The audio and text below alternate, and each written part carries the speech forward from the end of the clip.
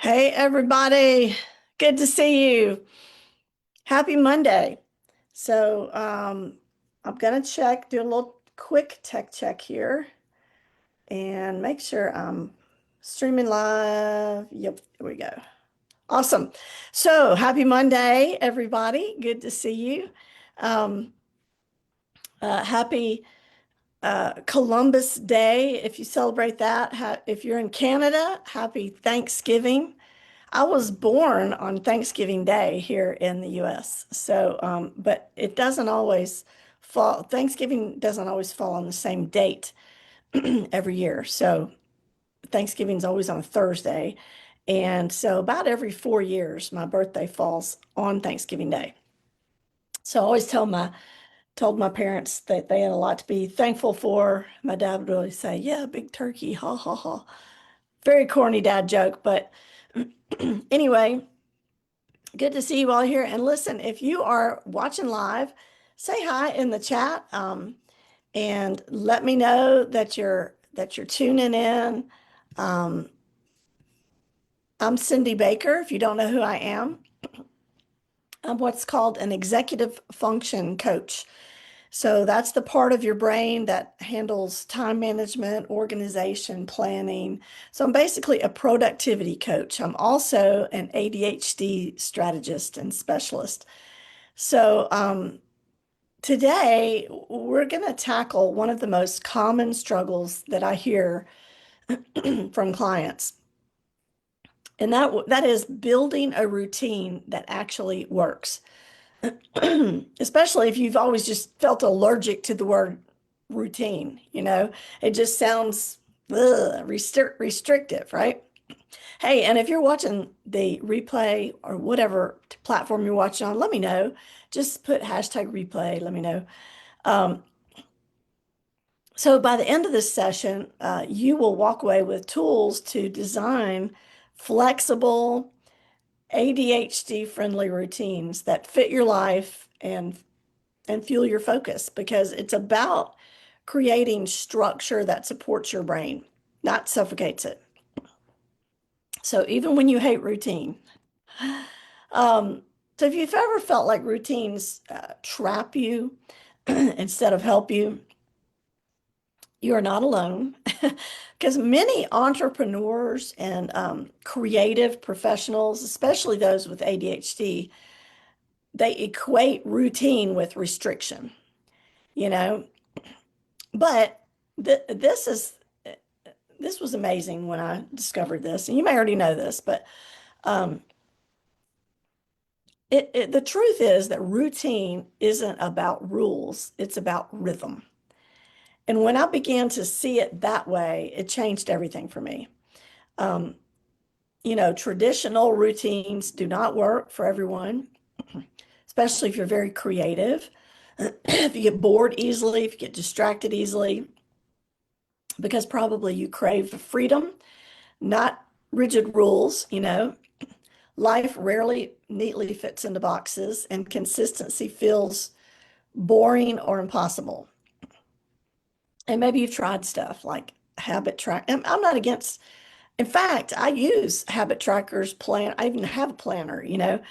But if you've tried those things and you ended up rebelling against them, then this might be a good little training session for you, because routines don't have to be rigid.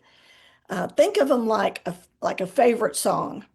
The rhythm keeps you grounded, but there's still room to improvise. So we're not building, walls. We're building guide rails, and there's a difference. A good rhythm keeps things flowing, but you can change tempo, you can skip a beat, you can, as they say in American Idol, make it your own, and still stay in sync. It's about consistency of direction, not perfection of timing. All right, so step one is to identify your energy peaks. Now, I've talked about this before in my coaching program. I teach a concept called the 90-minute sprint method, but every brain has natural high points and natural low points in the day. And so instead of fighting them, get to where you can identify those and use them to your advantage. If your focus is strongest at 10 a.m., then make that your creative or your problem solving time. Protect those windows fiercely. um, so which one are you? If you're watching in the replay, put in the chat which one you are. Are you a morning person, a midday person, or an evening person? When do you feel most mentally alert? Um, it may not even be the same as physical alertness, or you may not be energized physically, but mentally you are. Um, maybe you're emotionally up and you're motivated, you feel motivated, you feel focused. Align deep work during your focus peaks. Deep work is work where you have to concentrate, things where you have to come up with something out of your head, like be creative, strategize, plan. Um, you want to align deep work during your focus peaks. Don't waste your high energy time doing, stuff that you could do anytime, like admin work, checking your emails, and then you wait till the end of the day, and maybe you're not an end of the day person, and your peak time has passed, and you're trying to do all the important stuff when you don't feel like it. So save admin tasks for energy dips. Does that make sense? This is probably the most important step. So get that step one down. And then anchor, don't overhaul. Anchor habits are tiny actions that are tied to things that you already do. So what that does is it makes routines automatic where you don't have to think about it. You don't have to remember it. It doesn't require discipline. The key is to start small, microscopic. And, one small success builds momentum faster than 10 plans that you abandon. It really does. So choose one consistent cue, like drinking coffee in the morning or opening your laptop. That's your cue. Every time you do that, you do, and then you stack one helpful action right after it. Um, for example, after I pour my first cup of coffee in the morning, I look at my index card. This is what I have my clients do, write their top three um, high impact priorities for the next day on an index card and leave them on their desk. So you pick that up, you look at it, and you review your top three priorities for the day. So you've already got a plan and you've anchored it to something that you already do. Now, build flexible frameworks. So instead of really rigid hourly planning, use blocks, flow blocks. Maybe your morning block is focus work. Um, maybe your afternoon is meetings and your evening is recharge. Maybe from 2 to 4 in the afternoon, you do admin tasks because you're not quite as alert. You decide how to fill those blocks each day, and that's what keeps your brain engaged without chaos. So you use time containers. So it could be, and again, you're not saying, at 10 o'clock I do this, at 10:10 I do this, at 10:20 I do this. You're just saying from 10 to 12 I do admin tasks or focus work or creative writing or um, things like that. So you kind of label it with a category, but then that gives you some flexibility of the actual tasks. So decide the order daily. The categories stay consistent, but the order can change. And then having flexibility prevents burnout. And it also keeps you from feeling guilty because you didn't have such a rigid schedule that you had to stick to it and then you feel bad when you don't. It's it's got some movement in there, some flow. And that's really important, especially if you happen to have ADHD like me. We don't really like things ultra planned. Um, but you've got to have some kind of structure or you won't get anything done. All right, step four, automate accountability. Okay, brains that resist routine often crave novelty. So external cues are super important. They really help. Automation takes decision fatigue out of the equation. So, accountability then turns into I should, it turns that I should, they always say don't should on yourself, right? Into I did. So you set reminders, set alarms, visual cues, post-it notes, color coding, anything external that jars your memory. Create social accountability. You know, tell somebody you're going to meet them at the gym tomorrow morning at 7 a.m. And that gives you an accountability because you've already said it. Post on social media that you're launching your new course on November 1st. Then you have to do it by then because you've already told everybody that you are. So it gives accountability. And then review, refine, and repeat. So your routine is fluid. It's a living system. It's not a contract. Every week you do a quick check-in. Did this flow support your energy? That's what you ask yourself. Uh, Ask yourself, did something feel forced? If it did, adjust accordingly. It's okay to refine and tweak it. This approach builds self-trust instead of shame. So you ask yourself each week what worked, what didn't, and then adjust. Don't do it daily. That's too much. Every week, Sunday night or Monday morning or Friday afternoon. Those are good times. Remember, it's progress over perfection. That's one of my many mantras. People in my coaching program know I have all these little mantras. Progress over perfection is one of them. All right, now I have a little acronym for you to remember. You guys know if you've been to some of my master classes, you know I have a proprietary system called the Calm Momentum Method. And this kind of builds on that. This is the Calm Routine Method. And this framework brings together everything that we've talked about so far. Um, but it's not about squeezing more into your day.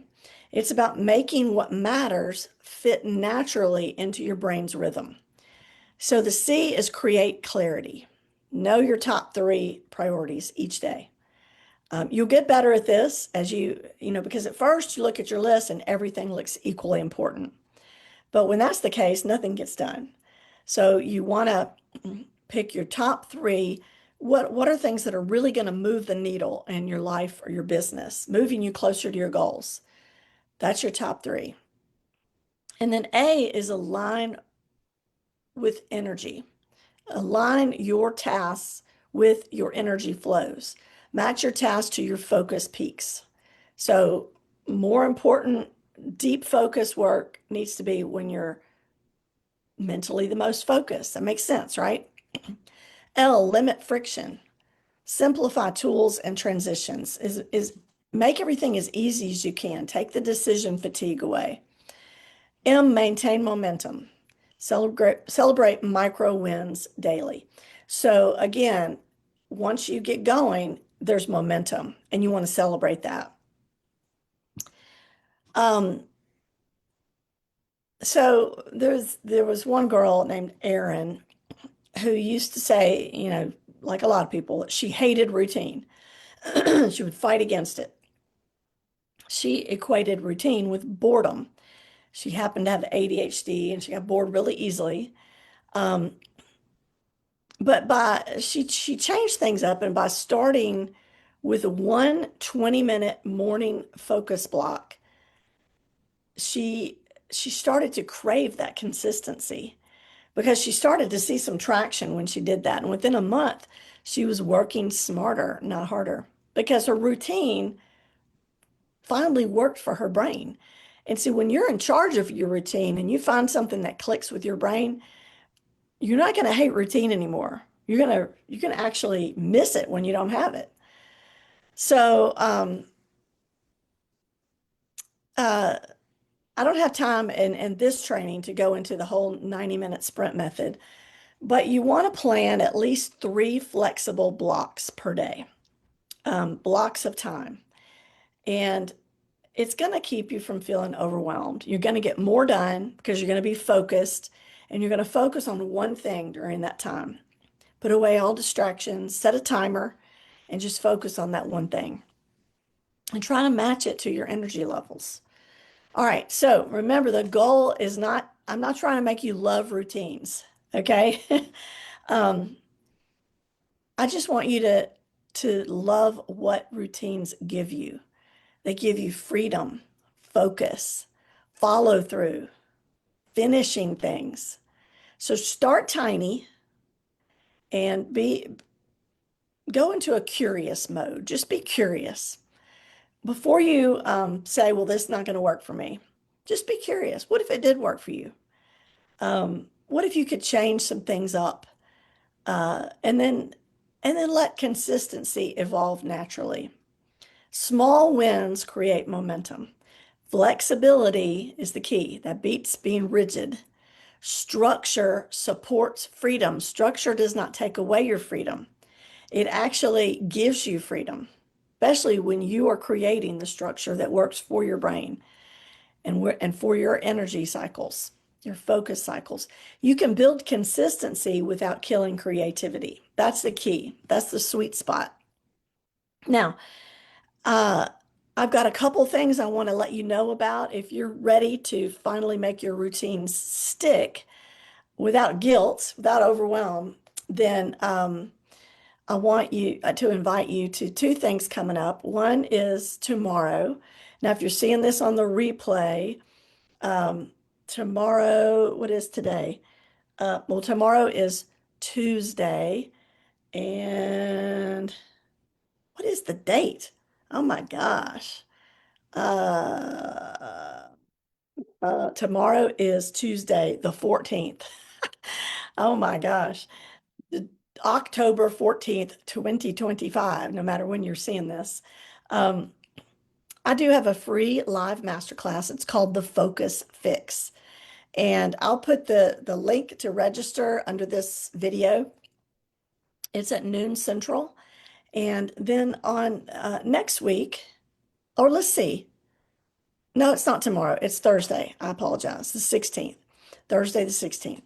And then next Thursday, the 23rd, I do have the workshop I've been telling you guys about called Focused and Finished. It's a day-long, live, interactive, super duper practical workshop. Now, I'll put the link to register, but if you have any questions about that, just let me know. um, because that's all about giving you the support that you need to set this thing up specifically in your life. I make these small. I limit the number of participants so that I can individualize the assistance with each person.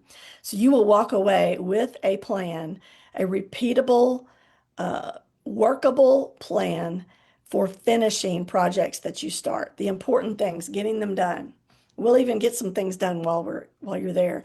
We'll even talk about how to get zero inbox in your email, um, how to declutter. I mean, there's so many things, parts to it that will help you get organized. So I encourage you to take advantage of that. And if you have any questions, any comments, and any ahas, suggestions, please use the comments section. A lot of people tell me, oh, I watched your video, but they never commented. So please comment and let me know what you're thinking. Let me know what other topics you're interested in hearing about. And I hope you have a wonderful rest of your day, and I'll see you next time. Bye.